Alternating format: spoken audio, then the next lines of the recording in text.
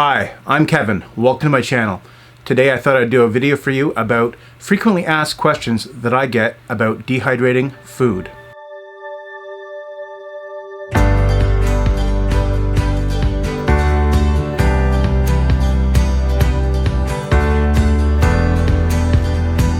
So I've now made quite a few videos about dehydrating food for camping, and I get quite a few questions asked. So I thought I'd do a quick video about some of those frequently asked questions. Probably the most common question I get about dehydrating food is why? Why do you dehydrate your meals? Well, there's a couple reasons. If you dehydrate your meal, it's going to be a lot lighter and easier to carry on a backpacking trip or a canoe trip. Number two, this meal is going to keep a lot longer without refrigeration than if it wasn't dehydrated. So you can go on a much longer trip with dehydrated food.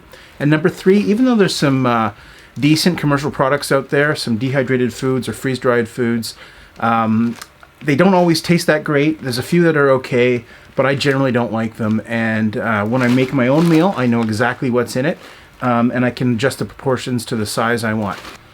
So probably one of the other most common questions I get is, why do you remove the fat from your meal before you dehydrate it? That's something I get asked quite often. So the main reason to remove the fat is because fat can go rancid. So you simply want to remove as much fat as possible. I've shown a couple different techniques in my videos on how I do that. If I'm dehydrating ground meat, I'll often boil the meat and pour boiling water over that meat again after it's cooked, just to remove as much fat as possible. And when I'm in the field and rehydrating that meal, what I'll try and remember to do is pour some olive oil or some other fat that I bring along with me. It's not exactly the same taste, but it makes a big difference to the meal to return a bit of that fatty taste to what you're going to eat. So here's a question I get asked quite often is, how long do your meals last? And there's no perfect answer. That's because it depends on how good of a job you do dehydrating your meals. There's a number of factors that contribute to food spoilage. Probably number one is moisture. If you remove the moisture from your meal, it's going to last a lot longer. So if you don't do a great job of dehydrating, if you leave some moisture in your food, it will spoil earlier. Another factor is fat content. The better job you do at removing fat, the longer your meal will last and avoid going rancid. Temperature is another big factor. So you want to keep your meal in a cool or cold place. The warmer it is, the more chance it's got to go bad. You want to remove sunlight from your meal, so keep it in a dark place. And another important element is air. You want to remove air from your food as much as possible. Air will also contribute to food spoilage. So if you remove all those things and do a really good job of dehydrating your meals will last a very, very long time. So a lot of people will actually mail their meals to them somewhere on the trail and have a pickup point. Sometimes those meals might be 5-6 months in storage before a hiker gets to them. So, and those are cases where people have done a really good job of dehydrating their meal. They've removed the fat, they've vacuum sealed the meal, and they've probably put a desiccant pack, a silica gel pack inside their meal before they sealed it to help preserve the meal and keep it dry. So if you do a really good job of all those things, I would bet your meal would easily last 6 months, if not longer. So, very much related to the last question is this one, which is, why do you keep your meals in the freezer? Well, think of those elements I talked about in the last question. A freezer is a very cold place, it is a very dark place, it is a very dry place. So if I've got a well-dehydrated meal in a bag, I can throw it in the freezer, and that meal that I think is going to last about 6 months or longer will easily last years. I've used meals that are 3 years old out of my freezer, and they've been fine.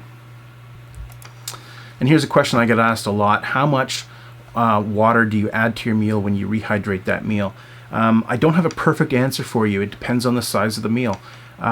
But I have a video on this, rehydrating meals. Go check that out. I'll put it up here. In that video, I show that for most meals, I simply cover the meal with water. I shake the meal flat in my bowl, and I'll pour some water in until the water covers the meal. Then I'll bring it to a boil and let it rehydrate. Sometimes that's not perfect, and I have to add a little bit more water. No big deal. If it's a stew or a soup or something that should be a little more runny, I will add a couple centimeters or an inch above the top of where I would normally fill the meal. and that way the meal will be more of a soupy or stewy consistency. Why don't I vacuum seal my meals? Well, sometimes I do. Many of the trips I go on are 3, 4, 5 day trips, and there's no need to vacuum seal a meal. A Ziploc bag is good enough. That meal is going to last no problem. If I was going to go on a longer trip, or if I was going to mail my food ahead to be picked up at some other time, then I would probably vacuum seal my meals, and I would add a desiccant pack to keep them more stable. Or if I was going on a 7 or 8 or 9 day trip, not so much for preservation, but when you vacuum seal your meal, you make the bag a lot smaller and it's easier to pack. So that's another reason to vacuum seal your meals. So why do I add spices at the end of the process? Like you'll see me add spices to a dehydrated meal after it's dehydrated. That's pretty much because I feel that if I add the spices during the cooking process, those are dry spices, they're just going to get moist again, and then I'll dehydrate them, and I feel that I'm probably losing a little bit of flavor. There's no problem with adding spices to your meal when you're preparing it before dehydration, but I would probably add a little bit more if I was going to do that. There's also some other good products out there. I've found some freeze-dried garlic and other spices, and I find it's relatively inexpensive and easy to add at the end.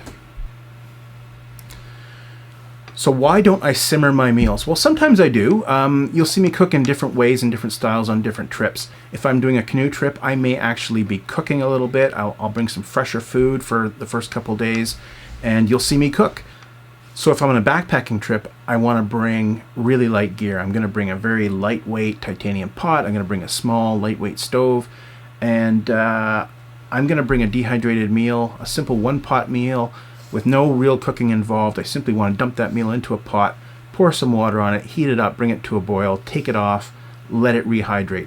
If I was to simmer my meal, I would be burning more fuel and I would have to carry more fuel. So that's the main reason. It's lighter if I don't simmer my food. Also though, remember I've got a very small, lightweight pot, and it's a very thin wall on the pot, not the kind of pot you'd cook in at home. Because a thin pot like that is going to burn easily. So when I'm on a backpacking trip, I do not cook my food or simmer my food. All the prep is done at home. I'm just trying to rehydrate that meal and use as little fuel as possible.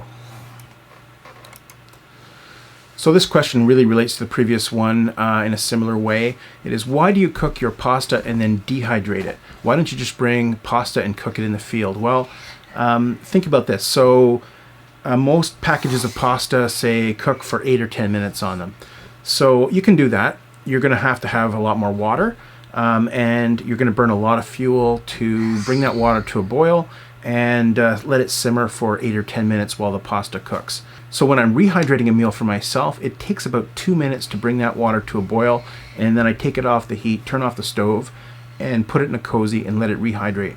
So if I was to cook my pasta in the field, I would be burning probably 4 or 5 times the amount of fuel. And again, I'm trying to reduce the weight of my fuel. So if I'm just rehydrating pre-cooked meals, I can get by on a 5 or 6 day trip, sometimes a 7 day trip, with one medium-sized LPG canister. If I was to cook my pasta or rice in the field, I'd easily be burning 4 or 5 times the amount of fuel. And on a trip of 5 or 6 days, I don't want to be carrying 5 or 6 fuel canisters. So here's a good question. Where do you get one of those pot cozy things? You make them. This is one of my cozies. I have a bunch of different ones for different size pots. The idea, again, I bring my pot to a boil. As soon as it does, I put my pot in here, put the lid on it, and let it rehydrate. I'll show you what I make it with. So this is what I use. This is called Reflectix. It is a roll. This is 2 feet by 10 feet wide. I'll open it up here. It's simply a bubble wrap, plastic bubble wrap with foil on the outsides. It's easy to cut. I'll cut a circle about the size of the bottom of my pot, maybe a little bit larger, and I'll cut another piece to be the sides. And I will tape up those pieces together with some of this aluminum tape. This is the actual aluminum tape. It's the true duct tape to be used in ductwork in your house. They're really easy to make, pretty cheap to make, and one roll will last a long time and make a lot of cozies. So thanks for watching, guys. If you have any more questions, let me know. Put some comments down below, and I'll try and answer those. Or I might even, if I get enough of them, I might even make another video like this. So again, thanks for watching, and have a good day.